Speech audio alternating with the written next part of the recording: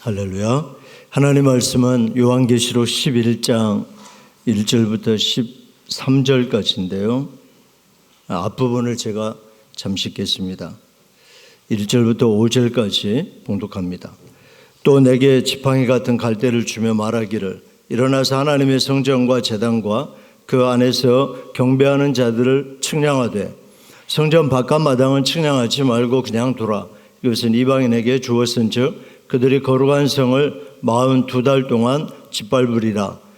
내가 나의 두 증인에게 권세를 주리니 그들이 굵은 베옷을 입고 1260일을 예언하리라. 그들은 이 땅에 주 앞에 서 있는 두 감람나무와 두 촛대니 만일 누구든지 그들을 해하고자 하면 그들의 입에서 불이 나와서 그들의 원수를 삼켜버릴 것이요 누구든지 그들을 해하고자 하면 반드시 그와 같이 죽임을 당하리라. 아멘. 오늘 설교 제목은 선교적 교회는 부흥한다는 비전을 가져야 한다입니다. 한번 따라서 해볼까요? 선교적 교회는 부흥한다는 비전을 가져야 한다. 선교적 교회는 반드시 부흥합니다. 우리는 그런 비전을 가지고 신앙생활을 해야겠습니다. 여기서 선교한다, 또 선교적인 교회 할 때 비행기 타고 아프리카 가고 배 타고 어디 가고 그런 거 아니고, 물론 그것도 포함하지만 아주 협의의 좁은 의미의 선교죠. 선교는 복음을 전하는 것입니다.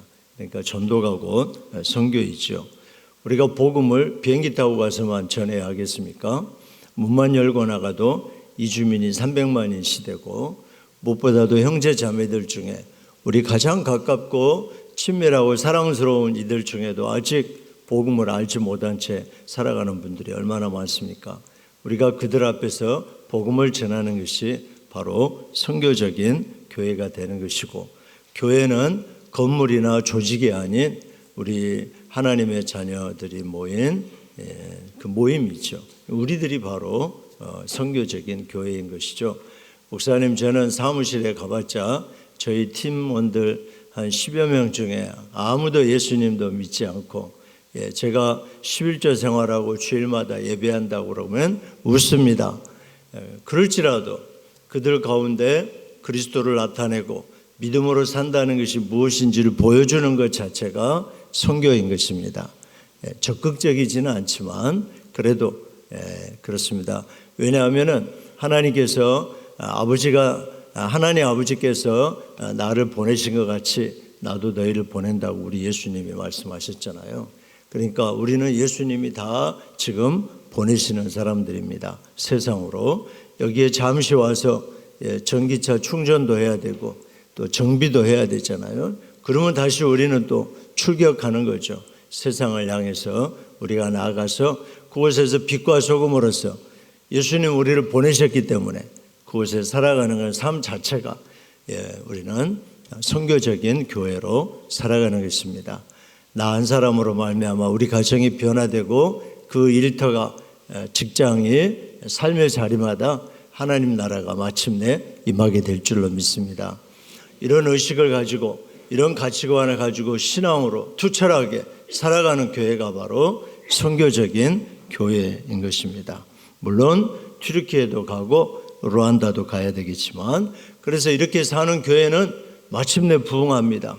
하나님의 말씀입니다. 선교적 교회는 부흥한다는 비전을 가져야 된다. 한번 따라서 해볼까요? 선교적 교회는 부흥한다는 비전을 가져야 한다. 꼭 그렇게 될 것이기 때문입니다. 유럽의 교회들은 이미 시들대로 시들었고 다시 거기를 재복음화해야 한다고 목소리를 높입니다. 겨우 노인들 몇 명만 자리를 지킵니다. 교회가 팔려나가면 아시죠? 이 모슬렘의 사원이 되는 거, 이슬람의 사원이 되는 거, 모스크로. 어제 오늘 이야기는 아닙니다. 특히 목회자 지원자가 현격하게 줄어들어서 한국인 선교사들이 영국의 현지 교단에 가입하고 현지 교회 담임 목사가 되는 경우도 많아지고 있습니다. 최초로 한국에서 선교하신 선교사님 아시죠? 로버트 토마스, 저메인 토마스 선교사님 우리가 압니다. 그를 파송했던 영국의 1세 하노버 교회에 2014년 1월 25일 한국인인 유재현 목사가 담임 목사가 되었다는 감격스러운 이 사실을 어떻게 표현해야 될지 모르는 상황입니다. 벌써 10년도 더 지났죠. 영국 교회들의 쇠퇴로 1991년부터 이 교회는 전임 목회자가 없었습니다. 은퇴 목사님이나 평신도 몇 명이 가서 예배를 인도해 오던 중에 유재원 목사님이 청빙을 받았어요. 선교사님인데, 그래서 영국 교단에 가입하고 그 교회에 가서 목회 사역을 맡게 되었습니다. 당시 언론과 교회는 아주 쇼킹했습니다. 이런 재하의 기사가 떴습니다. 순교자를 배출한 모 교회, 그 점이 그 하브노버 교회입니다. 그 교회 순교의 땅에서 토마스 목사님이 여기 와서 순교하셨잖아요. 순교의 땅에서 온 후손이 목회자로 부임한 영적인 열매, 아주 타이틀을 잘 뽑았죠. 선교의 아름다운 열매라고 과연 우리가 기뻐해야 할지, 아니면은 70대 노인 10여 명만 남아있는 쇠락한 교회, 같은 영국인이 와서는 목회할 수 있는 목회자를 구할 수가 없어서 한국인 선교사가 그 교단에 가입해 가지고 이 교회를 담임해야 되는 이 상황을 진짜 기뻐해야 될지 아니면 슬퍼해야 될지 갈피를 못 잡겠습니다. 미국도 예외는 아니고 서서히 유럽의 교회들처럼 석양을 대하고 있다고 합니다. 여러분, 한국 교회는 어떨까요? 상황이 90년대까지만 해도 한국 교회는 소망이 있었습니다. 그런데 2000년대에 들어서 걷잡을 수 없는 지경에 이르죠. 교회와 성도 숫자 감소는 물론이고 국민 정세에 있어서 타 종교에 밀리는 보도가 계속되고 있습니다. 그리스도인으로서 대하기 어려운 그런 언론 보도에 우리는 민망스러운 적이 한두 번이 아닙니다. 교회 관련 어두운 면이 언론에 보도될 때 우리 자신의 과오에 대해서 부끄럽게도 생각이 들기도 하고, 또 다른 한편으로는 교회 파괴를 배후에서 노리는 사탄의 계계에 분노가 솟구치기도 합니다. 여러분, 이런 현실을 바라보면서 우리는 질문을 하나 던지지 않을 수가 없습니다. 주님의 교회로 세움을 받은 우리는 과연 끝까지 승리할 수가 있을까?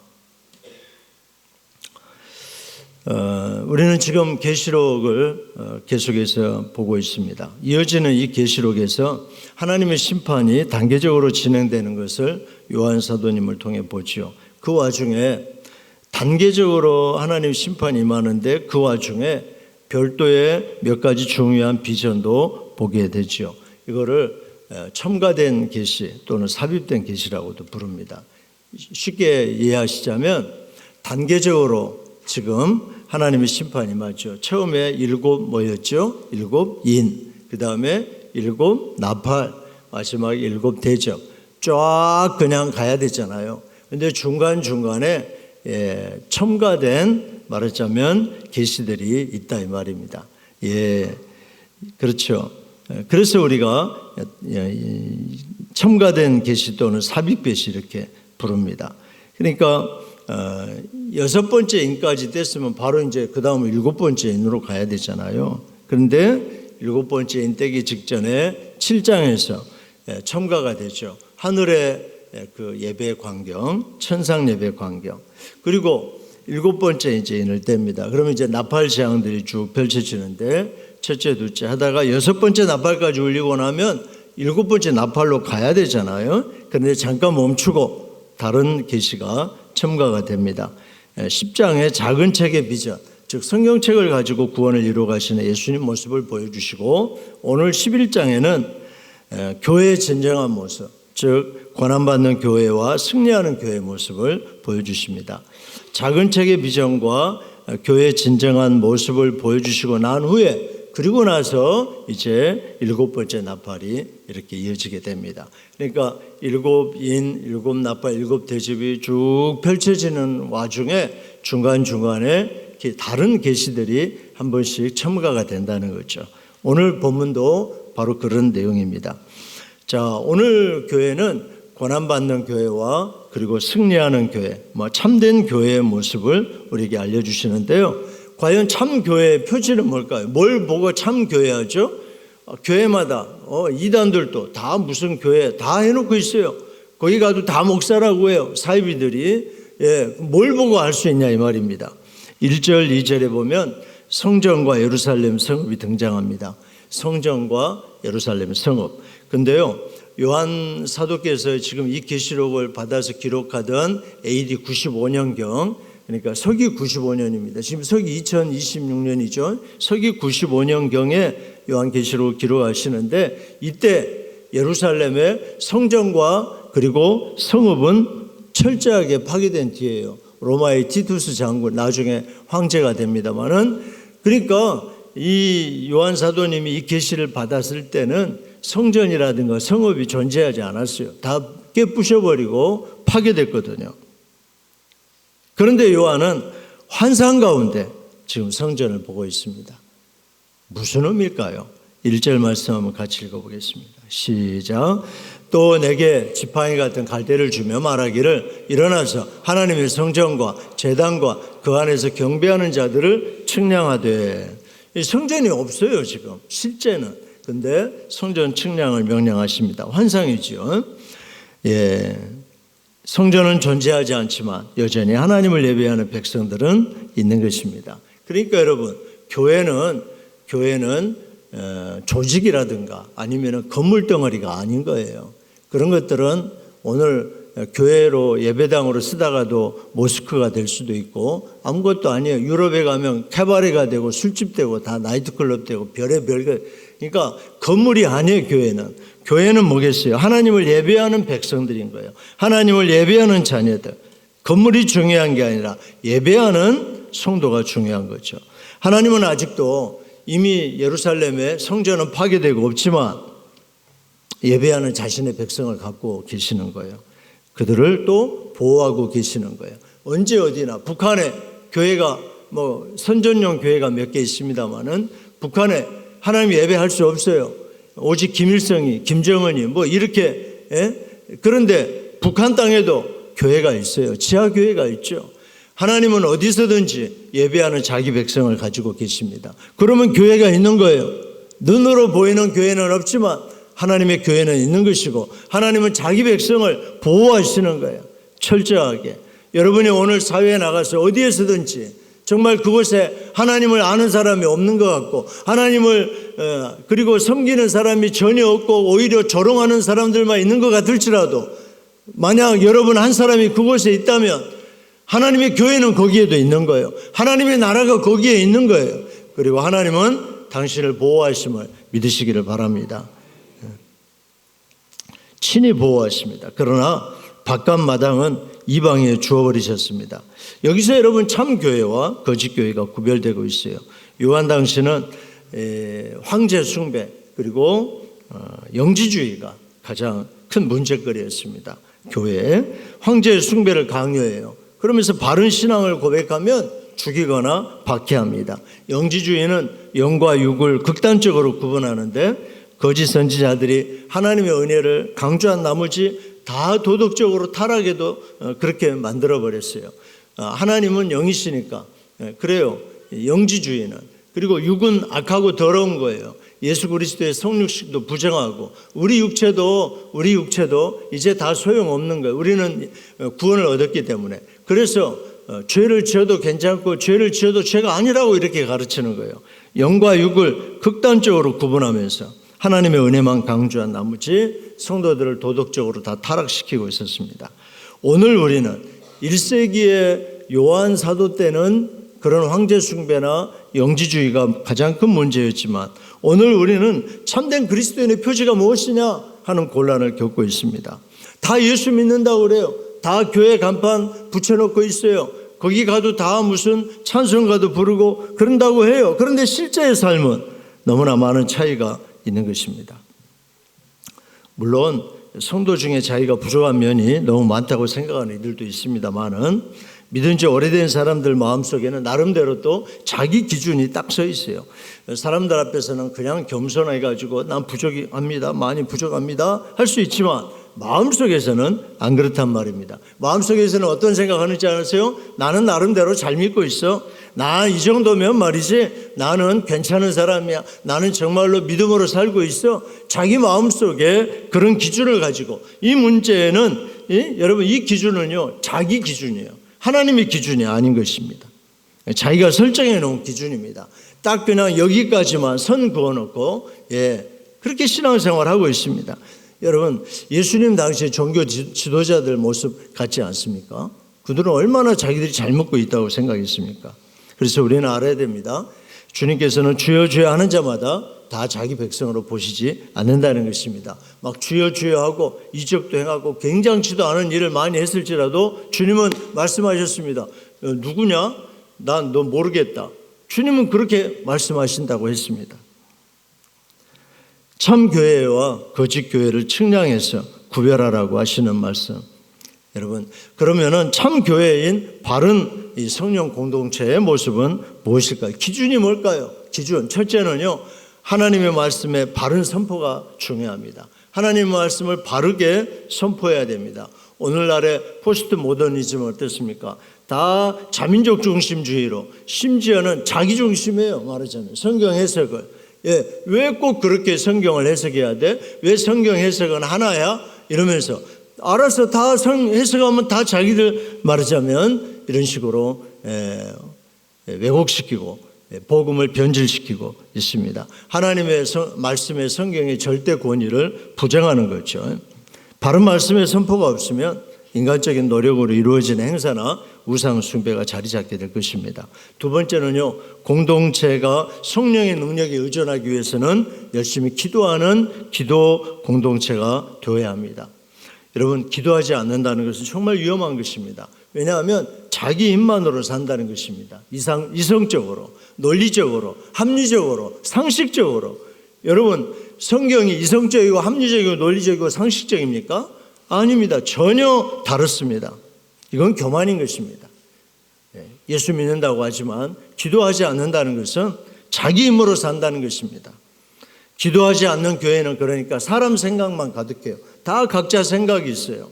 내 생각에는요, 재직기를 해도 당회를 해도 순모임을 해도 자기 생각만 계속 이야기해요. 교회가 자기 생각 이야기하는 곳입니까? 하나님 말씀이 하나님이 뭐라고 말씀하셨는지를 이야기하는 것이죠. 그걸 따라가는 것이 교회가 아닙니까? 그래서 리더들일수록 더 많이 기도해야 하는 것입니다. 지도자들일수록 그리고 부모님일수록 자녀를 둔 부모일수록 더 많이 기도해야 되는 거예요. 아니면 세상의 가치대로 자식을 키우는 거예요.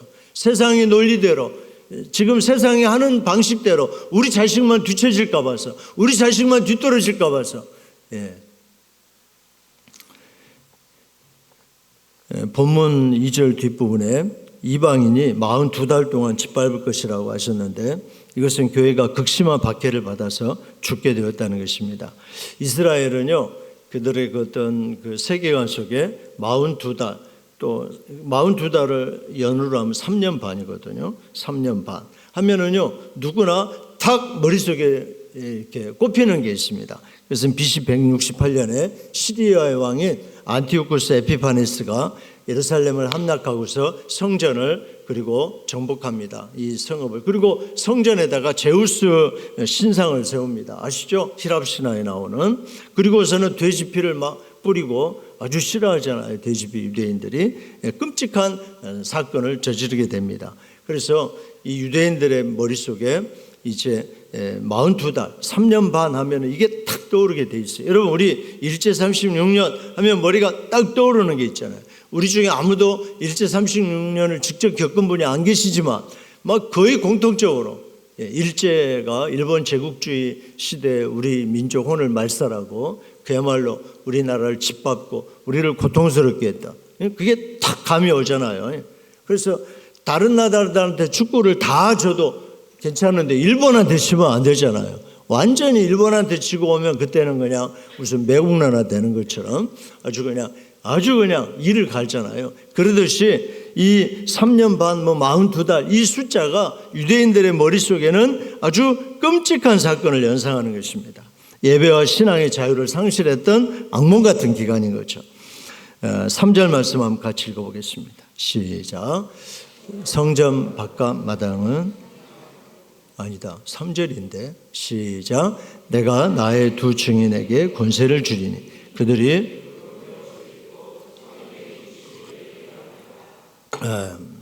3년 반을 날수로 따지면 1260일입니다. 여기에 두 증인이 나오는데 마지막 때 특별히 하나님이 쓰시는 증인입니다. 1260일, 3년 반, 42달 다 박해받던 그 시절 신앙과 그리고 자유를 상실했던 예배하지 못했던 아주 끔찍한 그런 시기이지요. 바로 이 날 두 증인이 능력 있게 예언을 하게 됩니다. 두 증인은 옛날에 엘리야나 모세처럼 능력 있게 역사했습니다. 5절과 6절을 또 같이 읽어보겠습니다. 시작. 만일 누구든지 그들을 해하고자 하면 그들의 입에서 불이 나와서 그들의 원수를 삼켜버릴 것이요 누구든지 그들을 해하고자 하면 반드시 그와 같이 죽임을 당하리라. 그들이 권능을 가지고 하늘을 닫아 그 예언을 하는 날 동안 비가 오지 못하게 하고 또 권능을 가지고 물을 피로 변하게 하고 아무 때든지 원하는 대로 여러 가지 재앙으로 땅을 치리로다. 여러분, 하늘을 닫아가지고 비가 내리지 않게 한 것은 누구의 그 이적이 기억납니까? 엘리야의 이적이 기억이 나죠. 또 물이 변해서 피가 된 거요. 출애굽 때 그렇죠. 모세의 이적과 같습니다. 두 증인은 말세의 복음을 전하는 증인을 예표합니다. 전도자. 교회 공동체의 사명이라고 할 수 있죠. 성경에서 두 증인하면은요 법적인 용어입니다. 반드시 유효한 그런 증언이 되려면 증인이 둘이 있어야 돼요. 혼자만 증언하면 그것은 효력이 없어요.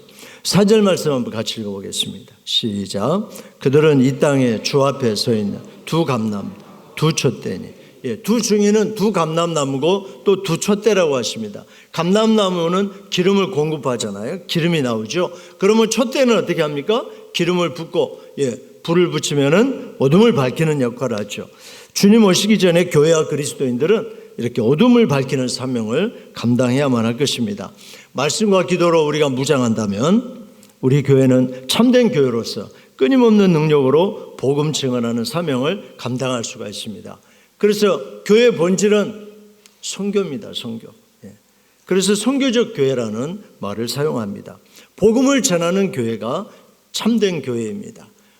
빛과 소금으로서 우리가 함께 모여 예배하고 그리고 세상으로 가는 거죠. 어떤 분은 튀르키예로도 갑니다. 그러나 어떤 분은 내 일터로 직장으로도 가는 거죠, 여러분.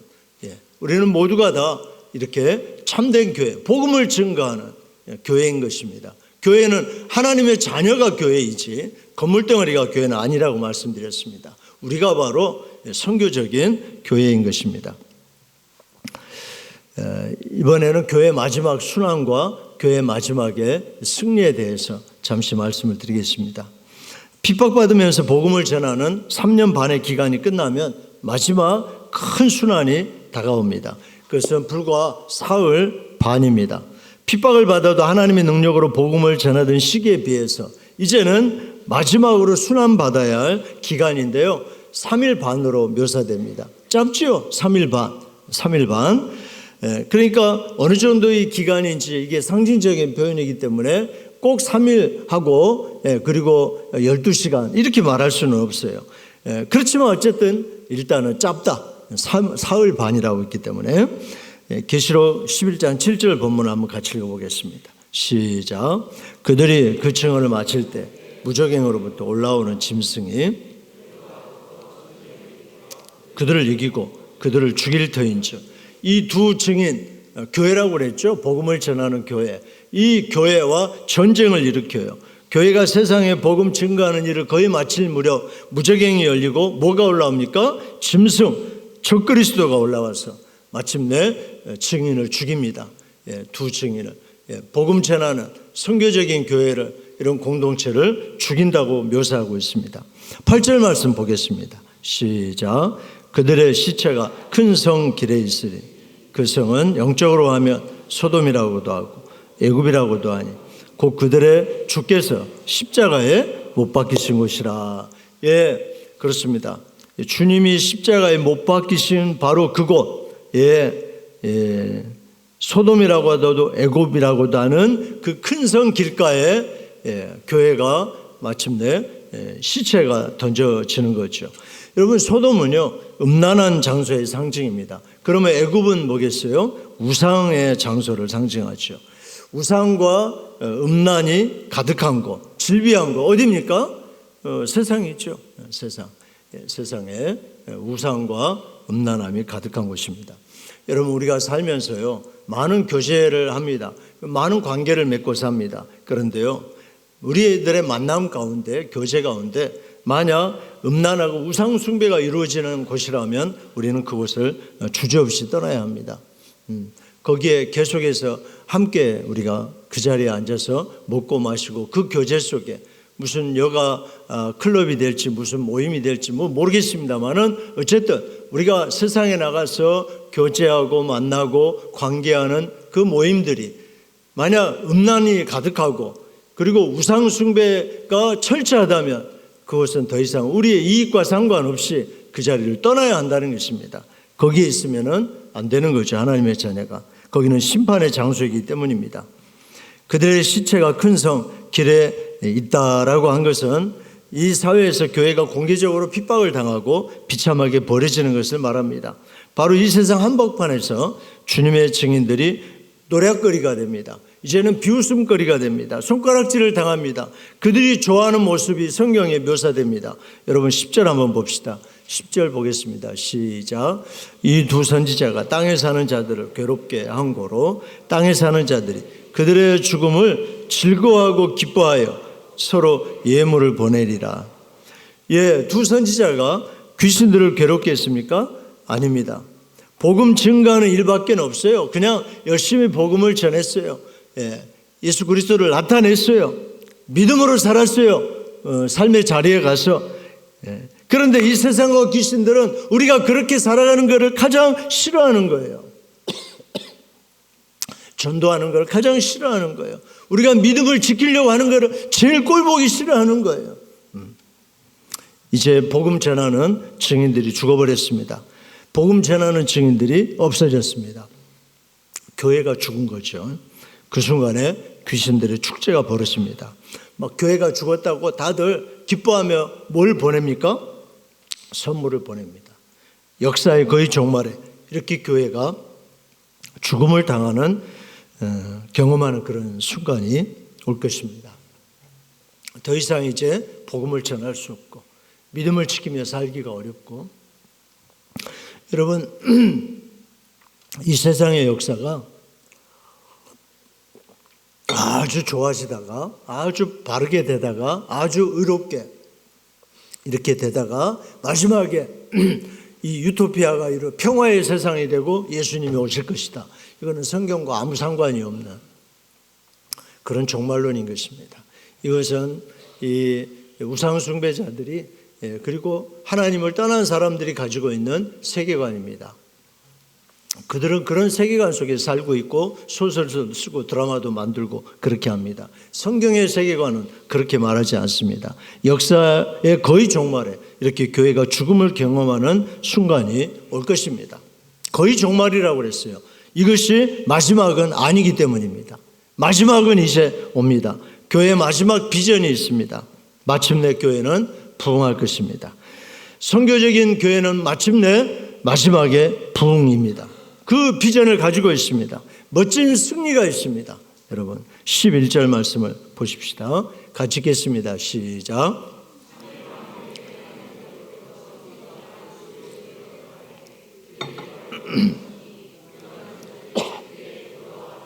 아멘. 죽임 당했던 두 증인 뭐라고 그랬어요? 교회죠, 교회. 선교적인 교회. 그 교회가 죽었는데 죽임을 당했는데 부활하게 됩니다. 이 악한 불신앙의 세상에서 하나님을 거역하고 부정하는 흐름을 거슬러서 드디어 교회가 찬란하고 위대한 부활을 경험하게 됩니다. 마지막 역사의 최후의 대반전 드라마를 보십니까, 여러분? 이것이 참된 부흥인 것입니다.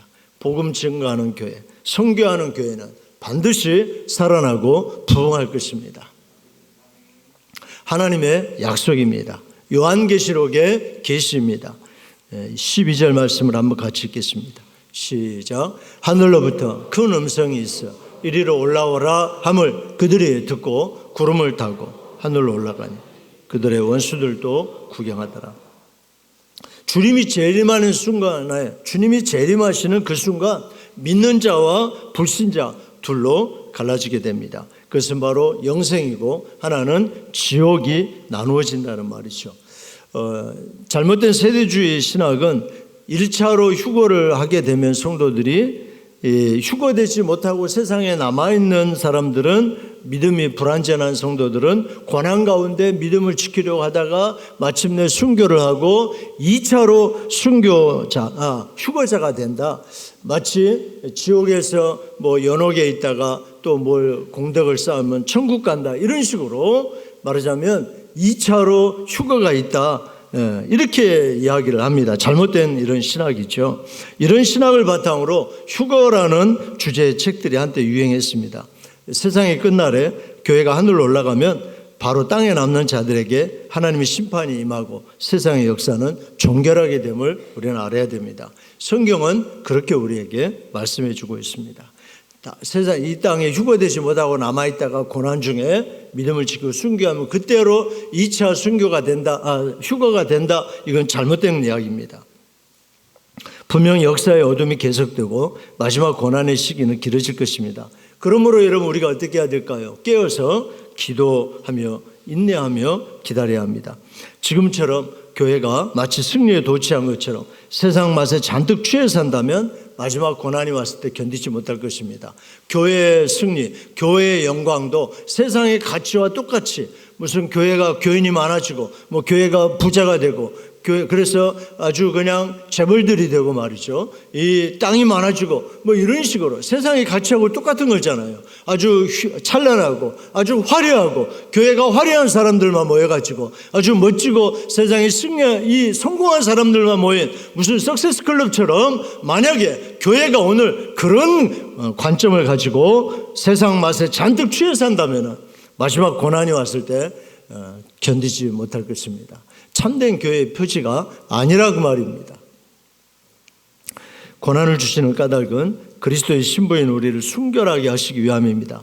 핍박은 마지막에 더 심해질 것이고 고난은 적당하게 지나쳐가지 않을 것입니다. 성경 어디에도 마지막에 유토피아처럼 이 땅이 변해가지고 끝난다라고 우리에게 말씀해 주시지 않습니다. 여러분, 고난은 적당히 지나쳐가지 않을 것입니다. 우리를 충분히 바꾸기까지 극심하게 올 것입니다. 그때는 우리가 마치 죽는 것 같으면 됩니다. 두 증인이 결국은 죽지 않습니까? 그러나 여러분, 그렇게 끝나지 않는다는 것이죠. 교회는 주님이 부어주시는 성령으로 다시 살아나게 될 것입니다. 그때 우리는 하나님의 영광을 보게 될 것입니다. 하나님은 매우 철저하신 분입니다. 적당하게 하시는 분이 아니라 한 번 우리를 택하시면 철저하게 변화시키십니다. 한 번 하나님의 손에 붙들린 이상 그 손에서 빠져나갈 수 있는 사람은 없습니다. 주님이 말씀하셨습니다. 내게 준 사람을 내가 한 영혼도 잃어버리지 않았습니다 라고 아버지한테 직보하지 않습니까? 이 사실을 아는 사람은 세상의 죄악과 타협하려 들지 않을 것입니다. 오직 철저하게 하나님의 사람이 되려고 노력할 것입니다. 그것만이 우리가 살 수 있는 길이기 때문입니다. 하나님께서는 마지막에 죽은 것 같은 교회를 높이 드실 것입니다. 복음을 힘써 증거하며 선교하는 교회가 부흥합니다. 그때가 역사의 마지막입니다. 이 세상의 모든 악들은 하나님께서 우리를 정결하게 하려고 사용하시는 하나님의 몽둥이일 뿐입니다. 세상에 악이 없다면, 고난이 없다면 우리는 성화되지 않습니다. 오히려 그것들이 우리를 깨트려서 성화하게 하고 그리고 그리스도의 향기를 바라게 하는 것입니다. 그래서 우리는 때로 우리를 핍박하고 우리를 힘들게 하고 우리에게 욕하는 자들에게 우리가 감사할 수도 있어야 합니다. 저것들이 나의 성화를 위해서 하나님이 몽둥이로 쓰시는구나, 불쌍하구나 저것들. 여러분, 내 자식이 귀하지 때린 회초리가 귀하겠습니까? 자식을 몇 대 때려놓고 회초리 품고 가는 사람이 어디 있습니까? 회초리는 끊어서 버려버리고 내 자식을 끌어안는 그래서 같이 아파하는, 그게 바로 부모의 심정이 아닙니까? 우리는 우리를 핍박하고 욕하는 자들에게 감사하고 위해서 기도하게 되는 것입니다. 교회 부흥을 위해 필요한 하나님의 사람, 그들은 두 증인이라고 성경에 나옵니다. 어두운 박해 시대에도 불굴의 정신으로 사명을 감당하는 마지막 시대의 특별한 하나님의 사람들이 바로 그 두 증인이죠. 그래서 그들은 시간을 쪼개서 전도 현장에 달려나갑니다. 선교지에 내가 단기 선교사로 참여하고자 하는 이들입니다. 내가 젊었을 때, 대학생일 때 내가 선교지에 갑니다. 내가 50대 60대 초에 이제 은퇴하게 되면은 지금까지는 세상을 위해서, 육을 위해 살았지만 복음을 위해서 이제부터 살겠습니다. 하나님, 제가 단기 선교사로 1년이라도 6개월이라도 제가 선교지에 가겠습니다. 뭔가 할 일이 있다면 제가 가서 봉사하고 오겠습니다. 그렇게 하나님 앞에 헌신하는 거죠. 바로 그 사람들입니다. 두 증인, 바로 그들. 그들이야말로 제가 이번에 지금 대신방하면서 그 기도 제목들을 보며 열심히 위해서 안수하고 기도해 드립니다만은, 여러분들이 그런 기도 제목을 썼어요. 아직 믿지 않는 부모님들, 아니면 형제들, 사촌들, 이분들 시가에, 또 본가에, 처가에 아직 안 믿는 부모, 이분들의 구원을 위해서, 인가 기도를 위해서 기도 제목을 많이 써놓으셨더라고요. 이분들의 구원을 위해서, 온 가족이 믿음의 가정이 되도록 정말로 위해서 기도하는 이들이야말로 마지막 시대 사명을 감당하는 하나님의 특별한 사람인 줄로 믿습니다. 하나님께서 나의 두 증인이라고 부르시는 이 어둠의 세계를 밝힐 그 사람들은 어디에 있을까요? 선교적 교회는 부흥한다는 비전으로 신앙생활에서 끝까지 승리하도록 성령님께서 우리 은생 공동체의 은혜를 소나기와 같이 부어주시기를 간절히 빕니다.